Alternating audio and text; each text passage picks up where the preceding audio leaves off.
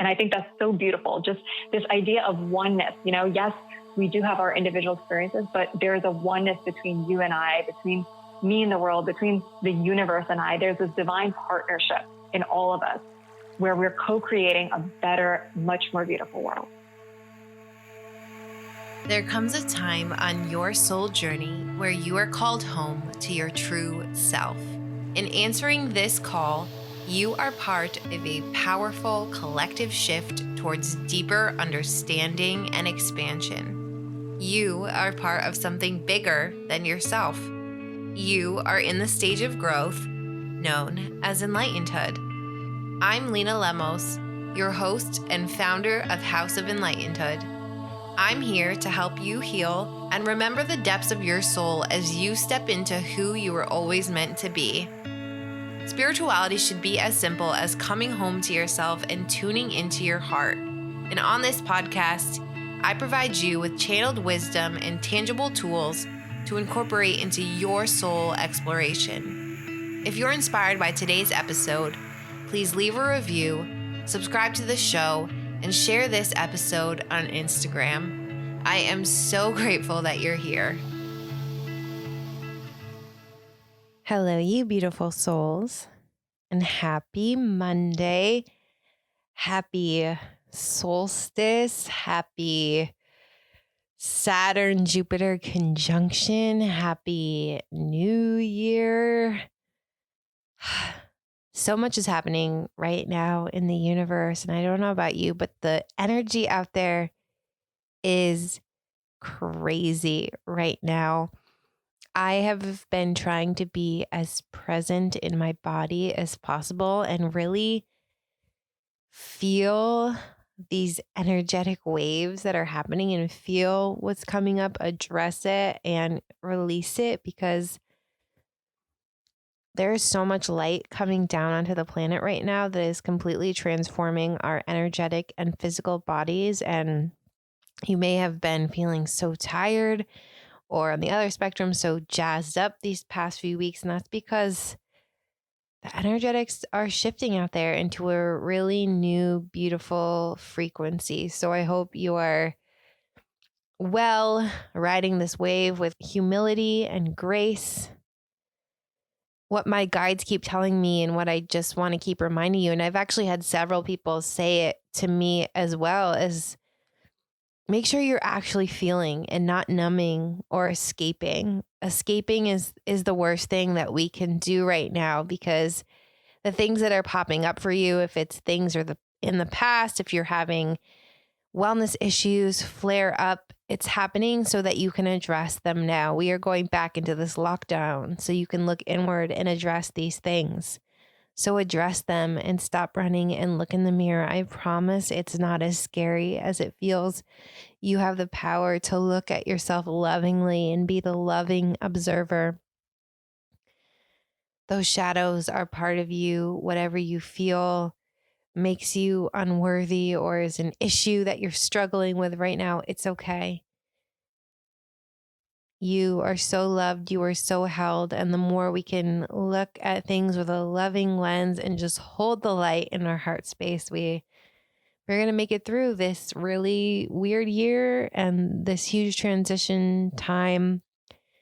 I've had a lot coming up for me of just grief, because my family is so important to me, and I haven't gotten to spend the holiday season with them. And that's really hard, especially as you know, this path is lonely, and getting to spend time with people who see you and love you unconditionally is just so important. And it's not the same to have Christmas through Zoom. And I know so many of you are going through such a similar thing right now. And my heart goes out to you and sending you so much love and light. And I personally am just figuring out how to create joy where I am.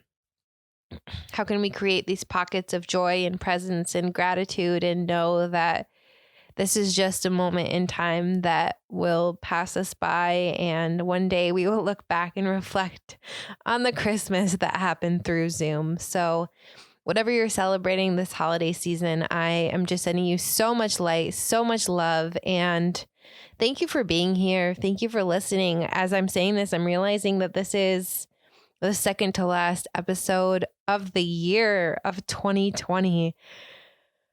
I think next week I'll dive a little more into, everything that this year has taught me and what this year, how it's changed me and how I've grown fucking exponentially more than I ever have in my entire life. But for now, let's get into today's episode with my wonderful guest, Beena Patel. Beena is a devoted and passionate yoga and meditation teacher, Reiki healer, and intuitive.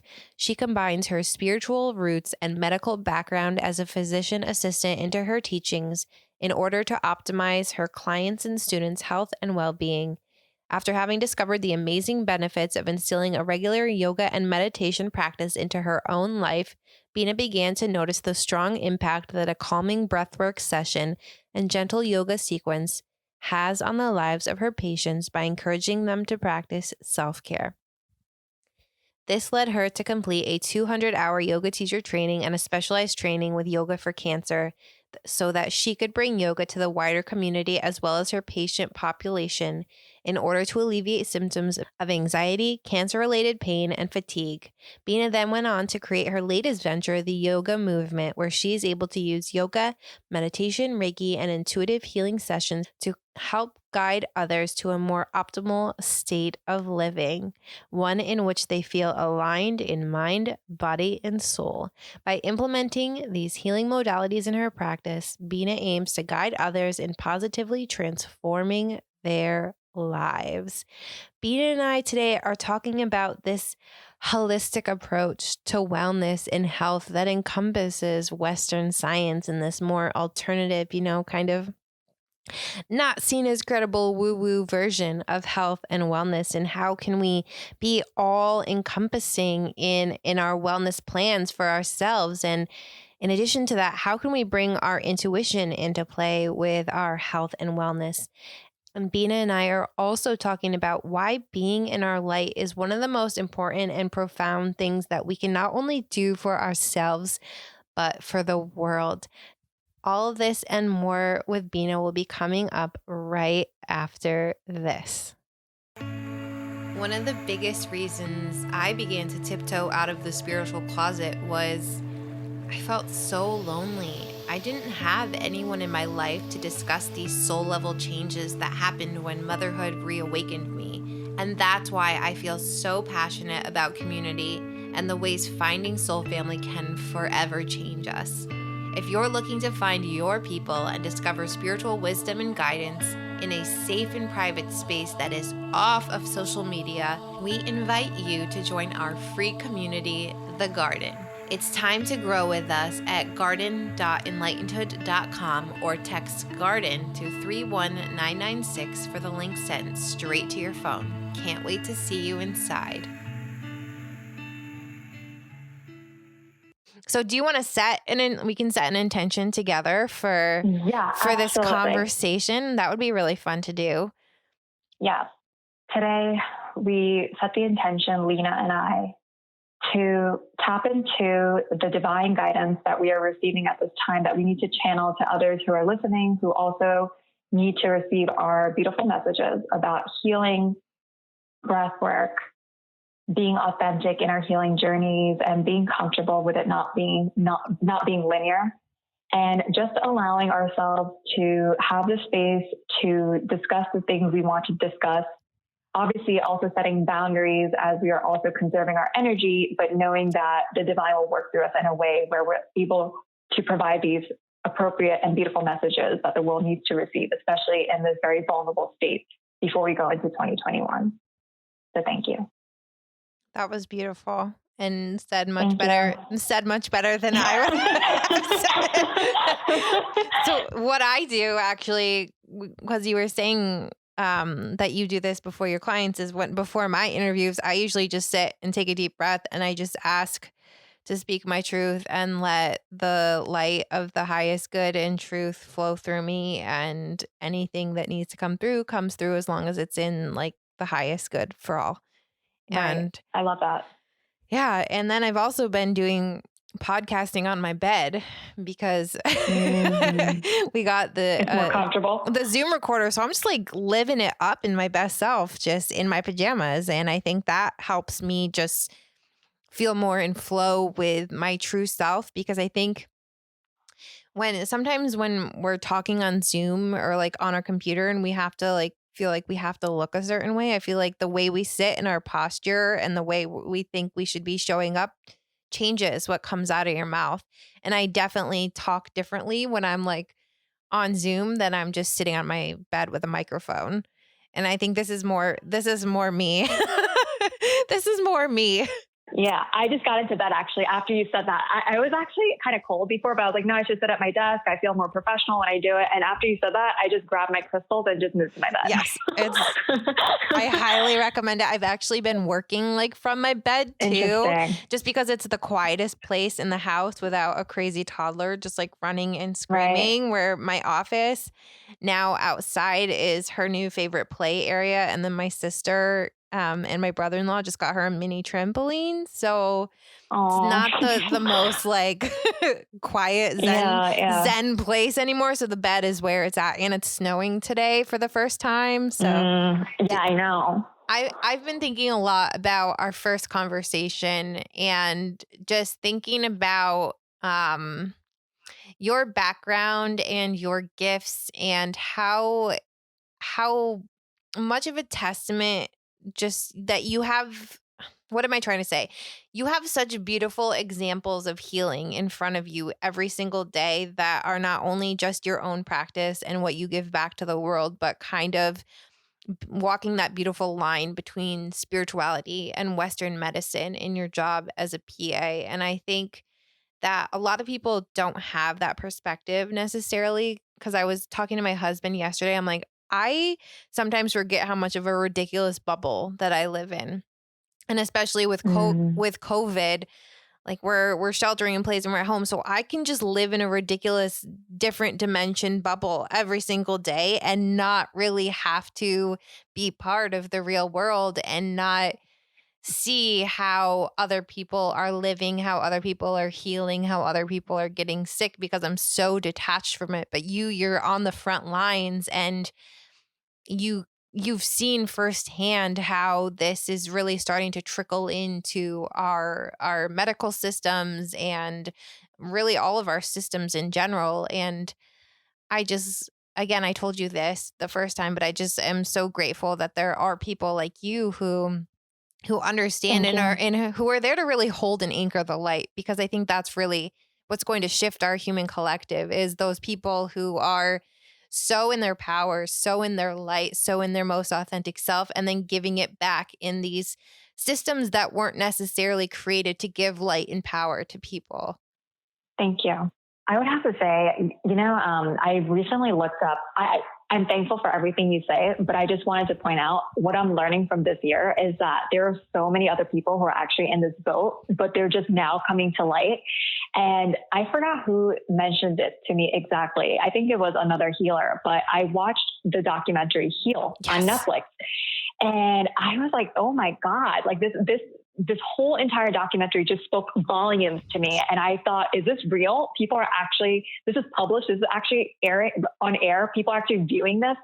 And if you actually look at like the whole concept of it, they're not saying that Western medicine is not right or that it's bad. What they're saying is that there are ways of being able to use the construct of everything we've learned in our scientific experience and knowledge, but be able to use that also from spiritual roots or this alternative medicine, alternative healing, in order to provide more individualized care and healing for that patient. Mm-hmm. And so the only thing I would say is that this year, no matter who you are, no matter what professional you are, medicine or anything else, yes, I have to thank everyone on the front line, because they're doing us a tremendous service right now that many of them did not sign up for. However, a lot of us are being taught in this time of stillness and solitude that we can't just treat the problem. We have to really look at the root causes, right? And even now, people who have to transition to the confines of their own home, being in solitude with themselves, a lot of us being potentially uncomfortable with things and feelings that are coming up. Well, this is not about, let's say for someone who is not interested in their career path and they're just looking for other jobs, this isn't about just signing up on something or the next big thing that appears for you. This is about going deep within and actually asking yourself those deep-rooted questions. Well, who am I? What makes me happy? What is my path? And how can I be more aligned with it? You're looking at the root cause of anything that you're facing in this time. And so I think that that's what alternative medicine and healing also is to me. Not looking at a person just based on their face value, but looking at root causes and how we can treat any imbalances and see them on a mind, body, soul level. So Yeah, I think that's such an important part because I think there, I don't know if it's a misconception, but I feel like it can easily get translated into black and white. Like it's either Western medicine or alternative. And I feel like it should be this expansive approach where, yes, we can't discredit the advances of Western medicine and what it can do to help heal, but there is also an energetic component to it. And there's a more like, just because it's not a tangible, like we don't have scientific proof that this works, but how can we holistically and all encompassing value the human, the dignity of the human, but also the existence of like the soul and the energetic body. And I think that's slowly starting to become less of a ridiculous idea. Correct me if I'm wrong, but I think I think like things like the Heal documentary are kind of showing. But I mean, even the doctor who was in that, the one who had Hashimoto's, and she's like, we were taught in med school that alternative medicine is just like a nuisance, which I just thought was so interesting. But it's true because there's like alternative medicine has been so pegged as like woo woo, like hippie people dancing by the fire, like in the middle of the woods that has like no credit whatsoever. But I think they're coming together slowly. And I can't wait to see like the world that we exist in where we're holistically encompassing both of them. I agree with you. And I would add to that I think just as the documentary showed, one of the issues that's bigger right now is that a lot of insurance companies don't usually cover alternative medicine modalities and their techniques. And so how we can change that for people who are in healthcare or anyone who is doing alternative medicine is communicate that to people.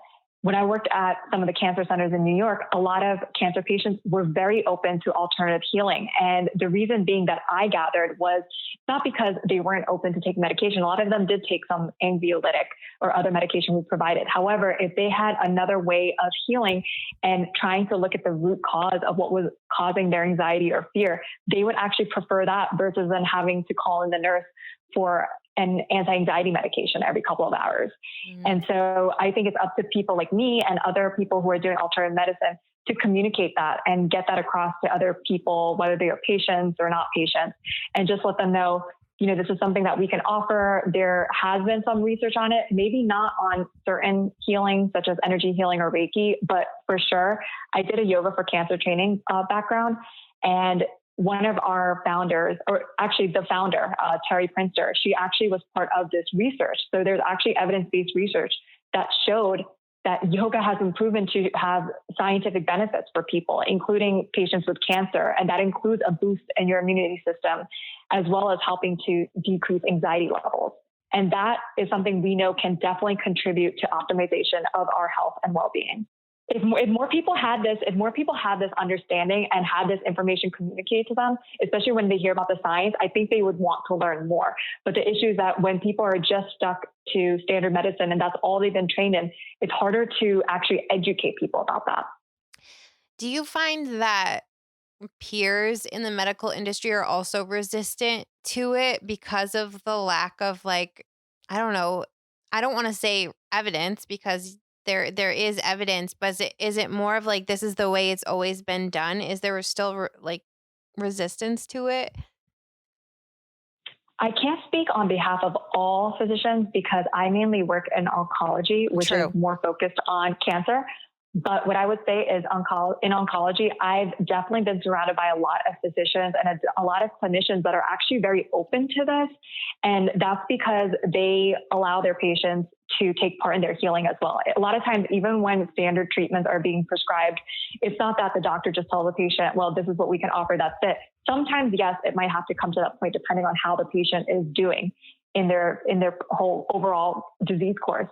But for many patients, especially before they get hospitalized or come into the hospital, we'll ask them, well, these are the potential options. What do you find yourself fitting? And then when they come into the hospital, if they ask for other services such as integrated medicine, where we can do music therapy, massage therapy, potentially Reiki, meditation, yoga, nidra, a lot of patients are open to that. And all the attendings are, from what I've seen, most of them, if not all of them, are definitely supportive of that, because it will only add to the patient's quality of life rather than take away. What do you think it will take for that to be an integrated part of our wellness plans before it kind of gets to we have cancer and we're hospitalized? That's a really good question. I don't know if we have answers. It's just like, this is me asking the universe, like, what is it going to take? Yeah. I think there's definitely been a significant boost in the health and wellness industry overall in the last few years, not to mention a very rapid increase this year, given the current situation we've been in. We've seen definitely an increase in health coaching, life coaching, yoga and meditation teachers, healers, Reiki masters. A lot of people are starting to do training in all this different healing work. And I think that the more people that are starting to awaken to all this and become more attuned to the energy shifts, knowing that we really need to learn how to prevent these things from occurring rather than worrying about these things as they come up, we're going to continue to see this massive shift in health and wellness. And the more people who get involved in this industry, the more of an outreach it will have, and more people will start to realize that, yes, I really need to take care of any imbalances on a daily basis, tending to not just my physical well-being, but mental, emotional, spiritual, and understanding that all of them are interconnected. And I really do believe, because I've seen it this year, I've had more people reach out to me for yoga, meditation, including some colleagues. You can see a lot of pictures all around the world. They'll show, I think I saw a picture in Spain where a group of physicians and other healthcare providers actually took time out to stand in a circle and, keep a little bit of distance for socially distancing, but doing a meditation. People have found art and music. And I think a lot of people are starting to tap into this idea of health and wellness being, not just something that we look to when things go south, but really thinking of it as a way of life, a lifestyle. Yeah. I think that's been one of my biggest frustrations this year with our leaders, because there's this narrative, of course, that is it feels very fear-based, that, I mean, and a lot of it's coming from the media with the virus of like, wear your mask and get your vaccine and stand 6 feet apart from everyone else. But I think what I've been most frustrated is where is that conversation coming from the people that the citizens trust, that is like, make sure you go outside and get fresh air and feel the sun on your face and spend silent time with yourself and meditate and nourish your body and make sure that you're treating like your immunology. I'm not even know if I'm saying that right. And like your nutrition from the inside out. And I feel frustrated as someone who's watching people who have a lot more control, I think, over their health and their well-being than they think they do, not hearing those messages too. I think part of that is definitely that, yes, as someone who works in healthcare as a physician assistant, yes, I do have responsibility in educating patients. And we can all do that to the best that we can. But ultimately, everyone, whether you're a clinician, whether you're a patient, whether you're anyone in this world, you still can tap into the intuition of knowing what's best for you and your mind, body, soul balance. And obviously, everyone needs to definitely take a step back from the news. And it doesn't mean that we don't need to watch the news, but definitely take it in increments and know where your boundaries are. Because if you take in too much, you can't separate what is appropriate and what is information that's not right and being miscommunicated to you. And if you have the awareness within of yourself, the self-awareness, and you can tap into this intuition, you can more easily accept into your energy field what is right for you versus what is not. And this is what I also tell my patients. There's a lot of basics and fundamentals we all know that we need. We know that we need to breathe, right? We need to breathe fresh air. We need to drink water. We need to exercise. We need to have a healthy diet. But how that diet and how that exercise and all those little things that go into our day-to-day can differ depending on the person. Yes. And that depends on their health history and also just on who they are. We're all different. We're not a statistic. We're not a number. We're a person. And we all have a different sense of this balance and this different optimization of our health and well-being. So it's definitely up to healthcare providers to be able to provide that education, but it's also the goal and the responsibility of that individual to take in what is right for them versus what is not, being able to discern and also take initiative to educate themselves. And a lot of times that education, what I mean by that is not necessarily hopping on the internet and looking for everything, because there's a lot of information you can get from the internet. Maybe looking at some journals, some medical journals, questioning your friends in healthcare. Oh, I've been reading up on this. What do you think about that? And being open to different viewpoints and being open to the idea of not knowing everything. Because even for those of us in healthcare, we don't know everything. We're learning that medicine changes every day. And clearly with the ongoing pandemic, we're still receiving different chunks of information as well. And so the education we'll be providing will also be different. And I think that for people who do the work and do the meditation and are constantly tapping into that sense of self-awareness, they're more able to discern what feels right for them versus what does not. And that will be ultimately the determining factor for their mind, body, soul, and their balance. I can imagine so many people that I know who would hear that and be like, well, I don't have an intuition and I don't even know where to start with that. What advice would you give for someone who is really disconnected from that inner voice and that inner compass and really doesn't have that foundation of self-awareness and self-trust to go off of? For that person, what I would recommend is, even if if they've never meditated before, if they haven't sat down on a meditation mat, I would say, take 3 deep breaths in this moment. The second you take 3 deep breaths, you literally shift your energy state into a more meditative state. Mm-hmm. And a lot of times what people don't know is that they're probably already meditating. They haven't labeled it. Right. Sometimes people talk about going for runs and they're like, oh yeah, I get all my thinking done in a really clear way when I go for runs or when they exercise or do something or jam out to music, right? The whole point is that you're shutting out the outside noise and you're coming into your inner stillness, your presence, this present moment.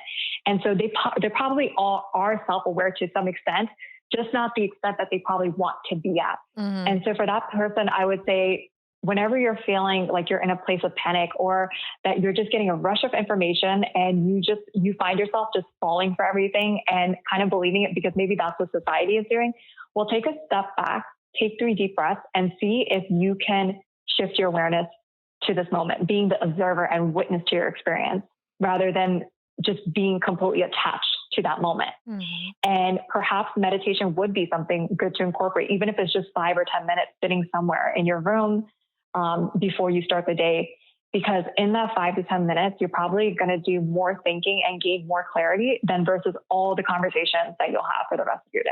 And it's a habit. Yeah. It's so true that it's a habit. It like takes work to build it into your day. But then I think once it becomes part of your routine, it's so much easier. Right. But breathwork is a great place to start, because whenever you tell someone, just take 3 deep breaths, that's literally a shift in energy, because mm-hmm. you're not sharing information in that moment with someone else. You're just tapping into that inner stillness. You're being more present with yourself. You're allowing yourself to honor the rhythm of your breath cycle. By doing that, you do tend to slow down the mind. Even if you don't get rid of all your thoughts, you slow down the mind and you gain clarity. We all mm-hmm. know that we don't gain clarity when there's chaos. We gain that clarity when we've had some time to process things and be okay with the way things are, But in order to get to that point, we really need to build a foundation of being okay with being in that quiet space with ourselves. Yeah. The thing I like about breathwork too is that it's science, because okay, see, I don't know the actual science, but I know is it that you're activating your parasympathetic nervous system or that you're turning it off? You're activating it, right? So you're activating your parasympathetic nervous system anytime you meditate and you start to take deep breaths. Sympathetic is more fight or flight. So right. When you feel really antsy or you're very nervous, but parasympathetic is all about decreasing the heart rate. When we're centering ourselves, we're taking those deep breaths, we can really allow all that oxygen to flow all throughout our body. And once we receive that, we feel a boost in our energy. We feel more revitalized, but also more relaxed, more centered. And I really do think there's a strong connection there between the spiritual side of that or the more emotional and mental benefits you get from that, as well as the physical. Yeah. Well, it's not in the Bible. Is it in the Bible? It's in the Gospel of Mary, where Jesus basically tells Mary that the divine is in the breath. And then that exists in so many different like spiritual contexts. And now that science has kind of proven it, I just think it's such a beautiful integration of those two. Actually, yeah, I think it is in the Bible because he tells it to Peter too. I was just reading Mary Magdalene revealed. But it's so true. But we forget how much power our breath has. And it's something that when we're on autopilot and we're not centered and we're not paying attention and in the present moment, that we can become so detached from. I agree. If you think about it, even Reiki and yoga, one of the things we learn about is how Reiki in itself is life force energy. It's universal life force energy available to everyone. And when we tell our patients or clients or students to take those deep breaths as they start to get into that meditative state and really receive that energy, what are we asking them to do? What we're asking them to do is essentially breathe all that in. You know, like breathe in that divine energy, breathe in the magic. It's already there. It's already surrounding you. And it's the same thing with yoga, thinking of prana or life force energy. We literally think of these energy centers in our body. There's also these channels that they call nadis. And they said that when you take a deep breath, even though we think of the chakras and, you know, the chakras being aligned and balanced and being able to breathe into these different centers, what you are essentially doing is taking in that energy, breathing that in, and allowing that energy to cleanse every part of you and bring yourself into a state of restoration and balance. And it doesn't mean that you might be just necessarily overworked. It could also mean that maybe you're not doing enough in a certain area, or that maybe, you know, for example, for anyone who feels blocked in their throat chakra, which I think a lot of people this year have been experiencing, especially people who realize that they might be meant for another path. Well, in order to unblock that, what a lot of people have found is continuing to step into your truth. And so whenever people might have a client with that through Reiki, for instance, when you tell them to actually breathe into the throat chakra or the Vishuddha, it's just a burst of energy that comes through in that space. And they literally feel this release of a block in that area. And I really think that's because they've actually focused their breath into that space within. The thing I love so much about the throat chakra that I actually learned about with the Sanskrit word, is it Visha? I think the root. Vishuddha. Yeah, but I think Visha, the root of that in Sanskrit means poison. And so that when you're not speaking your truth, you're literally poisoning your body, which I just love that analogy. I was like, oh, that makes so much sense, and why it's such a big block for so many people, and why that just using the frequency of our voice in the most authentic way is just such a powerful way to present our, like, just as powerful way to be. It's true. I didn't even know that. You taught me something. It was my summer reading. Yeah, no, that's beautiful. And it was in one of the chakra books that I have. I'm not sure which one, but I love it. It was looking at them from a divine feminine and goddess perspective, which I thought was very interesting, since I think, weren't they like originally created by male yogis, which is interesting that it's like a man discovered / created thing, but like from a feminine perspective. I love stuff like that in spirituality. Right. That is beautiful. Which I guess yoga I is didn't think very of it like much. that, but I think that's interesting. Yeah. I think yoga, isn't yoga very much like that too, where it was created for men by men? And I don't know. I don't know much, but that's, I think a lot of things in spirituality are like that. See, I think that you're right, but I think that I'm so attuned to the shift this year with Divine Feminine Rising that even some of the books I've read in the past few years, I can't remember the name of the author off the top of my head right now, but The Secret Power of Yoga, it was written by an author who describes, I guess, some of the more feminine aspects of yoga as well in some of her work.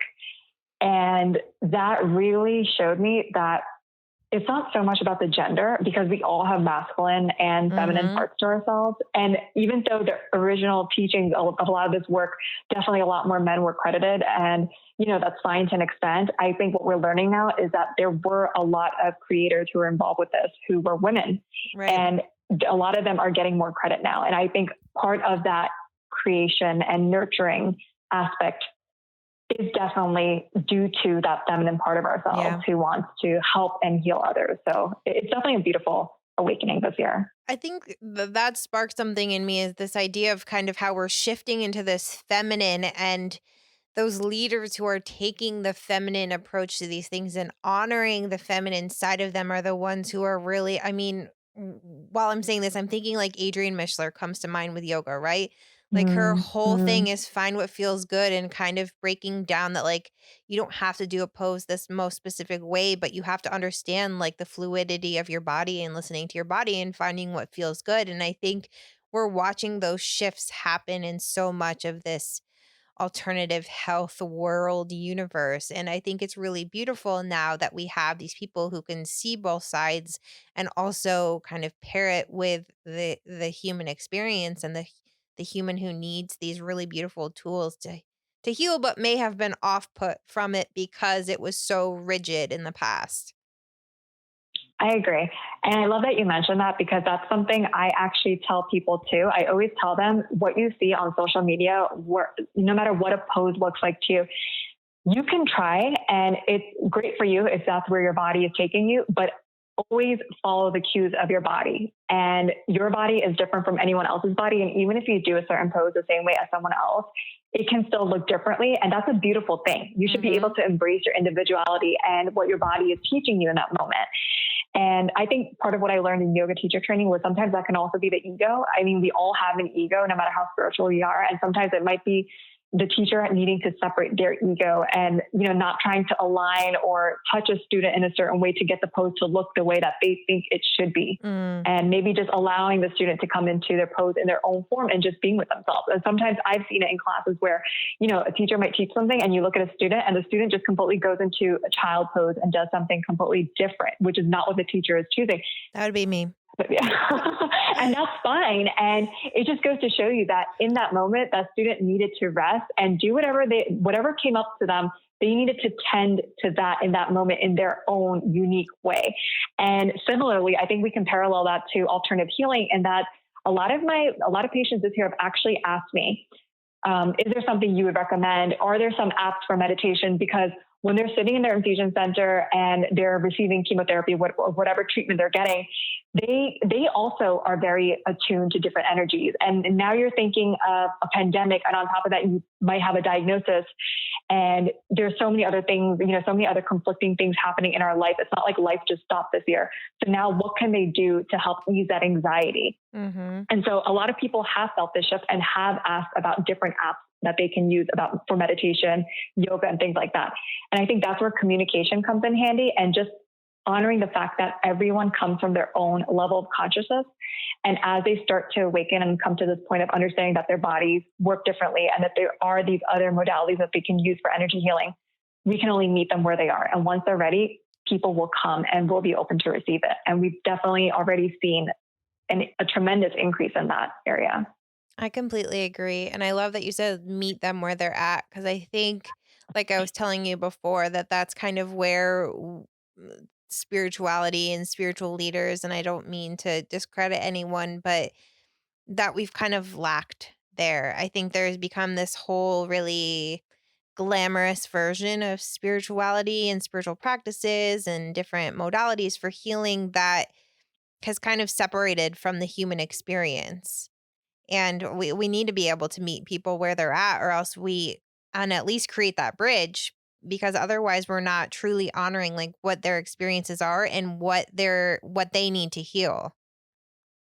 I agree. I think part of that is also because of the way we've been conditioned from birth. At least during my time, a lot of times with schooling and the education I received, I don't really remember in middle school getting a lot of coaching or education on health. We definitely had gym and physical education, things like that. But I mean, for instance, my 8-year-old cousin is talking about all the health classes that she has on a weekly basis. And obviously she has her regular math and science and everything else. But she says that they actually do receive coaching on health and fitness and different techniques. And just to give an example of that, I had a moment a couple of weeks ago where she actually witnessed me being very angry in a situation. I didn't handle it the best way. And she just looked very calm. I mean, she's definitely a yogi of her own. And we came back to the situation a week later because something intuitively told me I needed to be able to have a conversation with her about what happened. And the anger wasn't displaced towards her. It was about something else with another adult, but she was witness to that. And when we spoke about it, I asked her, what would you do? What would you have done in this situation? And she goes, well, number one thing I've learned in school right now is sometimes we just have to take a step back, breathe, and do the tree pose. And she did the tree pose in front of me, and I just couldn't believe my eyes. And I couldn't believe, first of all, that I was getting schooled by an 8-year-old. Wow. And I'm a yoga teacher, and she's teaching me yoga. And this was it was her in her element. It was a very authentic. She was so authentic in what she was showing to me that I could tell this is something she really ingrained in her spirit. And I think it's conditioning. We've been conditioned in our age, in our time of learning that, there's just certain fundamentals that we need to learn. And this is how you start working in the real world, right? When you get your degree, you get out there and you do all the things that your job requires you to do. But we didn't really learn about things such as emotional intelligence, how to develop that, how to respond to people rather than react, right? How to develop confidence, how to build, self-esteem, how to become more positive in ourselves. And now that we're having a shift, I think this is going to be more incorporated into a lot of schools and systems. It already is in a lot of different education systems. And if nothing else, what we can take from this is that for all the parents out there, for all the educators, healers, we can be the light. Anytime we see an opportunity where things don't seem aligned, or we're thinking, why can't they just teach this? Why can't we try to educate people more about this so that they're aware of alternative healing or these other modalities of learning about how to be aware of that mind, body, soul, and connection so we can really give to ourselves in a spiritual way as well as a physical and mental, emotional way. Well, I would say be in the light. Constantly come back to your own light within. Come back to meditation, breathwork, or whatever you do, whatever your spiritual tools and practices are. And once you do that, you're literally shifting the energy and becoming the example of what you want to see in the world. And in my case, seeing my 8-year-old cousin tell me how to use some of my own medicine was definitely a learning experience that this is being taught, and this definitely will be a part of our world more and more. That gives me so much hope. So much Me hope. too. So, Yeah. wow. And it's so true. And I think it took me a really long time to understand that we are not separate from each other. So No. holding your own light and radiating your own light is only going to produce this really beautiful ripple effect to everyone else, whether it's your spouse, your partner, your parents, your children, your pets, your community. And I think we forget when we're caught up in anxiety and the adversities of the human experience that we think we're having this like, woe is me, I'm the only one that's going through this, when really like we're a collective, we're all knitted into the same fabric and we are all one. And the more we can raise our own light, it just collectively is going to shift all of that and make this idea that this holistic, really expansive approach to our wellness and our health, I think, more of a reality. I agree with that. I 100% agree with that. I also think that, just to add to what you said, yes, be in the light, be the example of what you want to share. But that part about how you said we're all connected, one of my favorite quotes is all things are delicately interconnected. And that's just such a humbling quote for me, because when I first came across that quote, I was like, wow, this is so profound. And what I learned from that is that it's all of the things. When someone else is happy, we can also join in the happiness, right? Mm-hmm. When someone suffers, we're also a part of that suffering. This isn't an individual experience. It can be an individual experience. I don't want to take that away from anyone, but collectively, it's just the energy of the entire world, mm-hmm. the entire consciousness of humanity. And so it's, when we have heard people in the past say things like, oh, well, the system's broken when something comes up, or like, well, that's the way it's always been, and that's just how it is, right? No, that answer will not do justice for this year or any year going forward, because this year has taught us that on a collective level, none of us are immune to what's going on. And we all take a hand in this process of awakening and uplifting humanity and being there for one another.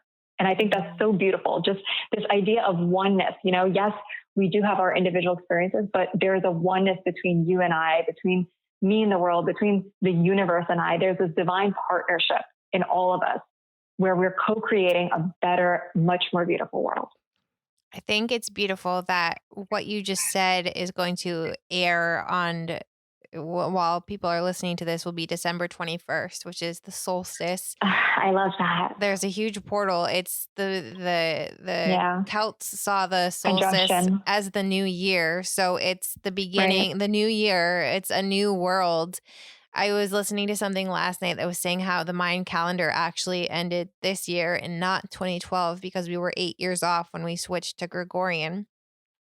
So I don't know what's going to happen, but the beautiful message that I loved from everything that I have read for the past few weeks is that this is the start. Today is the start of a brand new earth. And what you just said, I think fully encompasses that. Like, we can't use that as an answer anymore. We need to do better. We need to show up. And I've been thinking for a while, like we need to figure out like, how is a mindful and an intentional human who understands that we are all interconnected and that we are an expansive being and that we are energy and we can hold light. Like, how is that the bare minimum for being a human on this planet? Like, how do we make that happen?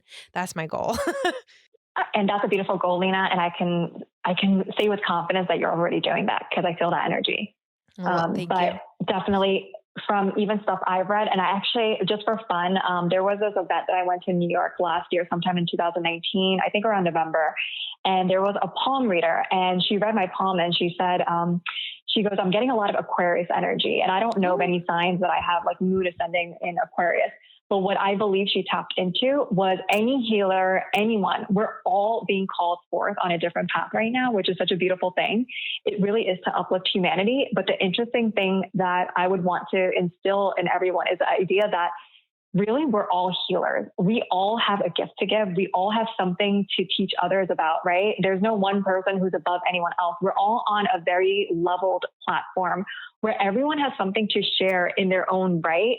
It's just ultimately whatever that gift is for us, that's where we stand in our true power. And the more people uncover all the things that they've been conditioned with that aren't true to who they are and actually awaken themselves to the truth of who they really are in their most authentic self, then what they're going to do is they're going to enhance their lives by being open to the path that just reveals itself to them. They won't have to chase after something. It will just become revealed to them.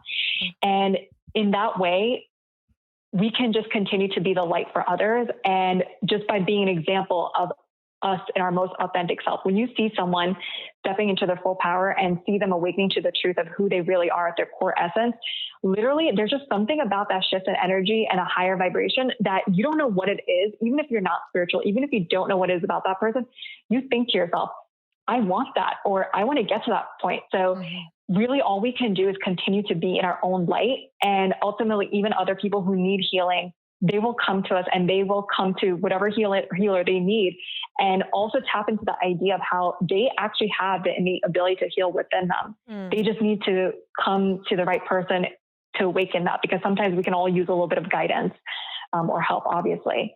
But in reality, we're all a part of this expanding consciousness.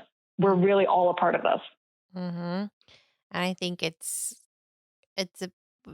we're expanding towards something really beautiful, and I'm really excited for it. I'm really excited for it. This, I think, from a quantum perspective, and I don't want to be one of those spiritual people who completely bypasses what has happened this year. We're like, oh, it's just the quantum shift in the collective. Like, okay, but human-wise, people are suffering, and that can't be overlooked or bypassed. But I do believe that on, like, in the whole grand scope of the universe, that what has happened this year has happened because we are shifting, and because there is a light, whether you want to call it a light, whether you want to call it the divine feminine, is balancing back out. And for that to happen, like, the scale has to be shifted a little bit, which means a lot of the little pieces are going to fall, and darkness that was taken over before is going to be more balanced with the light, because it's, they're equal. I agree. And I also think that the more we attune to the idea of healing ourselves and realizing that inner work is not an option, we all have inner work to do. And when you heal someone, it's like that quote. They say that when you heal yourself, you don't just heal yourself, you heal all the lineages, the ancestors, everything that came before you. You're healing so much, even from the past, people that you might not even have known. You're healing so much. And when you feel the weight of that, as well as the beauty of that, I mean, you're going to shift not just the world as it is currently, but that's going to stay with people even in the future generations. Mm-hmm. That's going to trickle into the energy shift in the future, probably way into the future where we're not even alive at that point. You know, we might not even experience the full effects of it, but to be a part of this and be at the root of it and really starting that domino effect, and seeing more people awaken to the truth of who we are. It all starts with each person doing their own inner work and tapping into that innate ability to heal. We all have it. We just need to be reminded sometimes. Yeah. And we need to know that it's not as hard as it seems. It might not be pretty or comfortable, but it's not like as hard or as daunting as it seems. And it's worth it. It's worth it. So worth it. Well, it has been such a pleasure having you on this podcast. Thank you. Thank you, Lena. And I said this again in one of my other interviews a few weeks ago that I always like to end, but I haven't ended on every single episode with this, but I will on this one for wise words for anyone listening who needs that extra encouragement today to step into their power and own their capability to heal and listen to their intuition and trust themselves. What advice would you give to anyone listening? I love that question, first of all. I would say that in your most natural state, in the moments that you feel most aligned with yourself, and you feel that whatever you're trying to bring forth in your day, it just feels really easy, or it just feels like things are natural and they're just working out for you. And we've all had one of those days. What do you notice your current state in that moment? How do you feel, and what do you think you did differently in that moment? Chances are you probably were giving more of yourself to your passion and art, something that you might not be completely showing to the world, but you just feel it's so much a part of your essence. And perhaps the more you invest time in that and things that really speak to your soul, and we definitely all have things that speak to our soul, whether it's yoga, whether it's coaching or Reiki, whatever it is, art, dancing, writing, anything. It's so many things. It could be anything. It could even be doing math. Some people might be obsessed with doing math, whatever it is for you, whatever brings you joy.